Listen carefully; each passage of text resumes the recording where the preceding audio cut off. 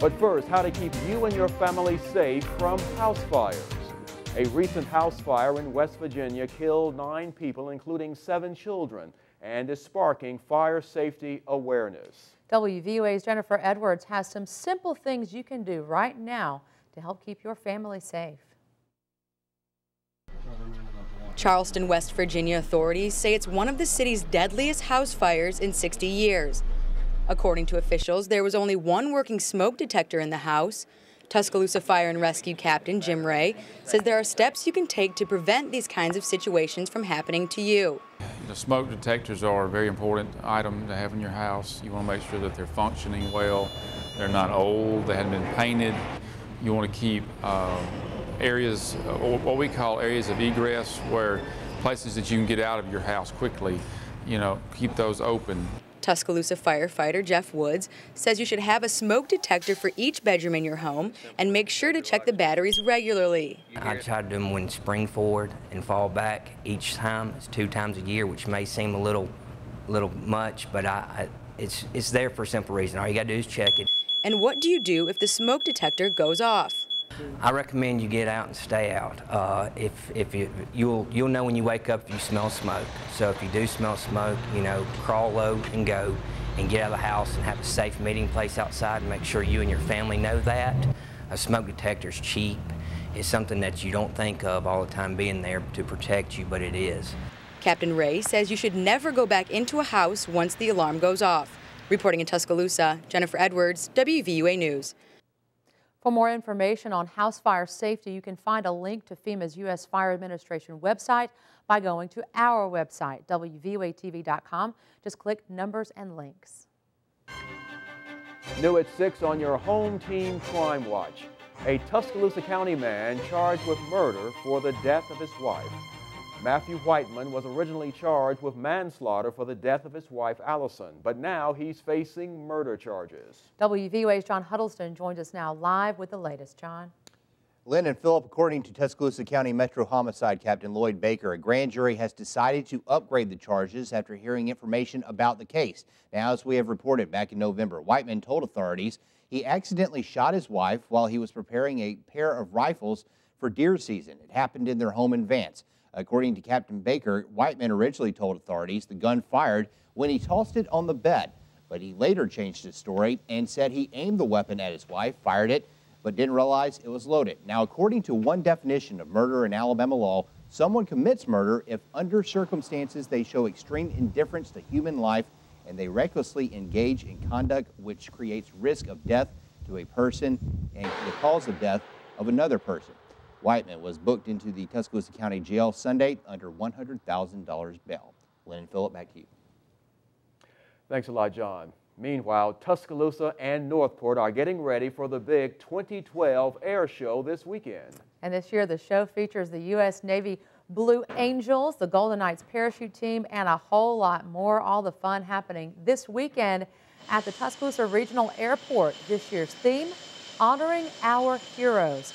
It will feature flying displays ranging from everything from World War II era aircraft and the Korean conflict to present-day heroes currently serving in Iraq, Afghanistan, and other locations.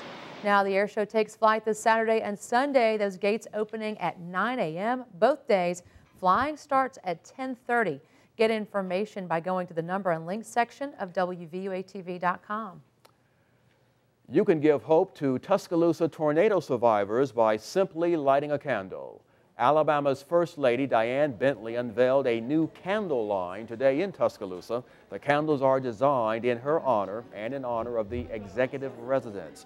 A portion of the proceeds will be used to support Tuscaloosa tornado survivors. Mrs. Bentley signed the candles today at the University Club in Tuscaloosa, saying the candle's fragrance is one of a kind. So the First Lady candle has been very popular, and she particularly developed the scent for us. And then we have first the mansion and state flower and state fruit, so it's an educational thing too. Now, the line includes 5 candles, and they can be purchased at the Governor's Mansion, or you can order them by calling 334-241-8824. On your Health Watch, the debate over health care. The U.S. Supreme Court is taking up an issue that could affect your life. President Obama's overhaul of the nation's health care system. The court is looking at the law's constitutionality, and your health and finances could be on the line. The individual mandate has sparked the most controversy. It requires nearly every American to purchase some level of insurance or face a tax penalty.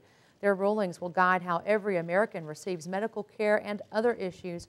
University of Alabama Medical School professor Dr. Leah Yerby says she sees a potential for problems in the future. My biggest concern, particularly from being in the medical school, is physician workforce. And if we're going to suddenly cover everyone that is currently uninsured, I don't believe we have enough physicians, and numbers would say we don't have enough physicians and medical staff to be able to offer care to everyone in the country. The Supreme Court will take up the issue again tomorrow and Wednesday. New at 6, a U.S. Marine pledges his service to his country in the heart of the Druid City. Staff Sergeant Robert Anderson conducted his re-enlistment ceremony today at Denny Chimes. He joined the Marines in 2004, served tours overseas, and has been a recruiter for the Tuscaloosa area. Anderson has another year left in Tuscaloosa before heading back to the field, and he says he's excited to serve his country again. I just love serving my country more than anything. So, I mean, if I'm out there, you know, helping people in any way that I can and making sure that everyone here at Alabama is able to go to school, I'm more than happy to sit there and put my life on the line for them. And Anderson says that if you want to stay in the U.S. Marine Corps, you must perform at a very high fitness level, and you must value honor, courage, and commitment. WVUA has been serving viewers like you for more than a decade. And now the Associated Press has selected your home team for an unprecedented 14 awards, including the AP's top honor, Most Outstanding News Operation. You may recognize some of these winners. Faces of the Storm was honored as Best Documentary. Our broadcast of the University of Alabama Homecoming Parade featuring Terry Sabin was awarded Best Extraordinary Coverage of a Planned Event. And there were several other awards given out over the weekend.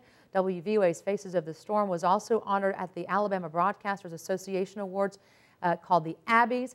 That received the Judges Award of Merit Best in Broadcasting for local programming.